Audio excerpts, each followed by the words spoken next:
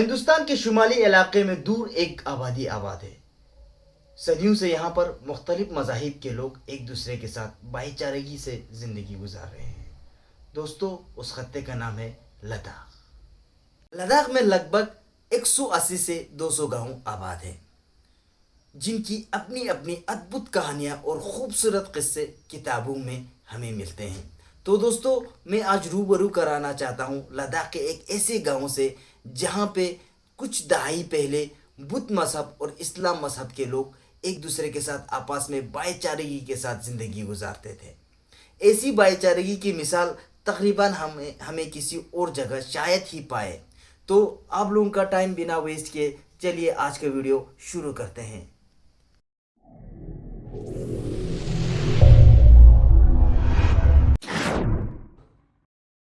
السلام علیکم دوستو. ککشو گاؤں ضلع کرگل کا ایک گاؤں ہے. یہ گاؤں کرگل سے تقریباً 70 کلومیٹر کی دوری پر واقع ہے. بہت سارے باہری رائٹرز نے اس گاؤں کے بارے میں بہت کچھ لکھا ہے، لیکن دوستو آج میں آپ لوگوں کے سامنے ہمارے لداخی 2 رائٹرز جنہوں نے ککشو کے بارے میں لکھا ہے ان کو آپ لوگوں کے سامنے نقل کرنے جا رہا ہوں. ان 2 رائٹرز مشہور 2 رائٹرز کے نام ہیں نوان سرین شخسپو اور عبدالغنی شیخ.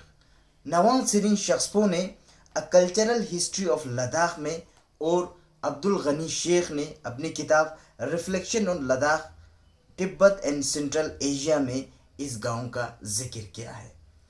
عبدالغنی شیخ نے 1967 میں اس گاؤں کی تفریق کی ہے اور بہت ہی نمایاں اور آج کل کے لداخیوں کو دنگ کرنے والی کچھ حقائق سے روبرو کرایا ہے. عبدالغنی شیخ کے ساتھ ساتھ نوان سرین شخسپو 1988 میں ککشو تشریف لے گئے تھے. دوستو اس گاؤں کے لوگ آپس میں بھائی چارگی اور محبت کے ساتھ زندگی گزارنے کے لیے مشہور ہیں، جو انفارچونیٹلی ابھی دکھائی نہیں دیتا. غنی لکھتے ہیں کہ اس وقت 45 چولوں پر وہ گاؤں مشتمل تھا، جن میں سے ایک گھرانہ مسلم اور 7 گھرانے بدھسٹ مذہب کے تھے. باقی کے 37 گھرانے مکسڈ ریلیجن رکھتے تھے، یعنی کہ دونوں مذاہب کو مانتے تھے، بدھسٹ کو بھی اور مسلمس کو بھی.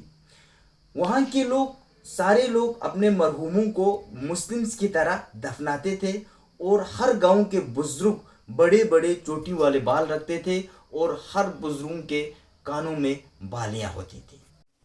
ان 37 گھرانوں میں ساروں کے نام مسلم بدھسٹ نام مکس تھے، جیسے کہ علی ٹشی، نمگیال موسیٰ، سونم بی بی، فاطمہ سرنگ وغیرہ وغیرہ. زیادہ بیمار ہونے پر مولوی یا لاما یا آبا یا امچی کے کہنے پر لوگوں ناموں کا تبادلہ بھی ہوتا تھا. کوئی مسلم نام بدھسٹ رکھتے تھے اور کوئی بدھسٹ مسلم نام رکھتے تھے. ککشو کے سارے لوگ ایک ساتھ عید، محرم، لوسر اور بدھسٹ کے بہت سارے فیسٹیولز ایک ساتھ مناتے تھے.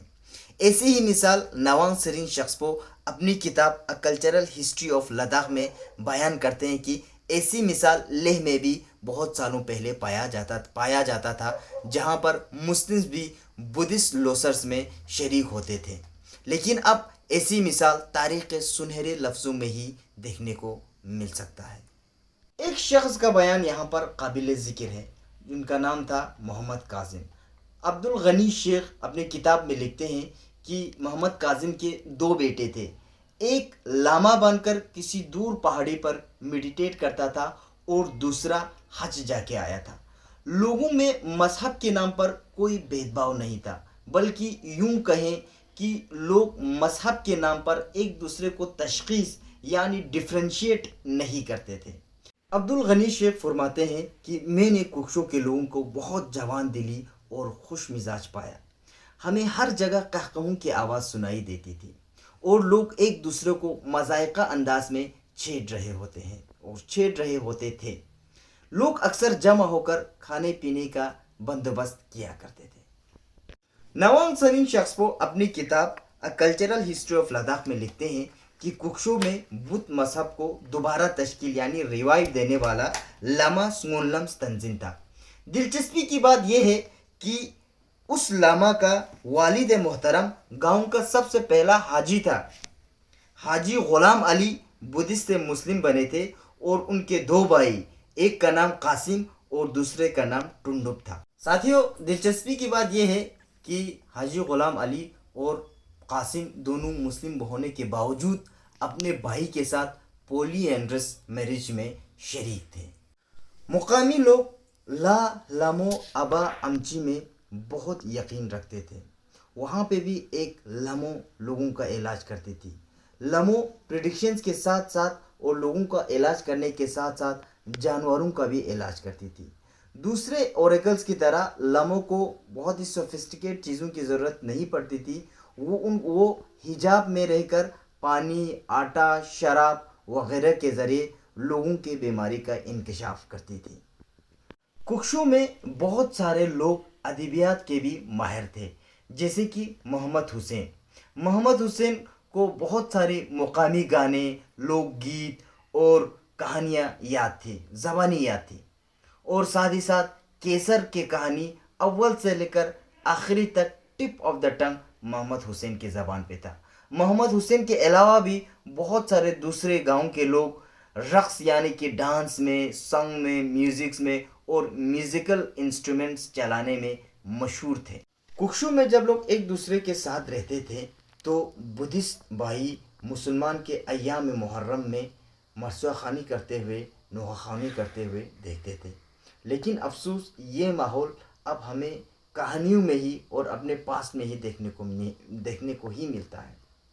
लद्दाख जिनके बारे में मशहूर है, कल्चर के बारे में मशहूर है और कल्चर के इस पार्ट के बारे में बहुत ही ज़्यादा मशहूर है कि लोग एक दूसरे के साथ आपस में भाईचारगी के साथ रहते हैं बिना डिफ्रेंशिएशन ऑफ रिलीजन के।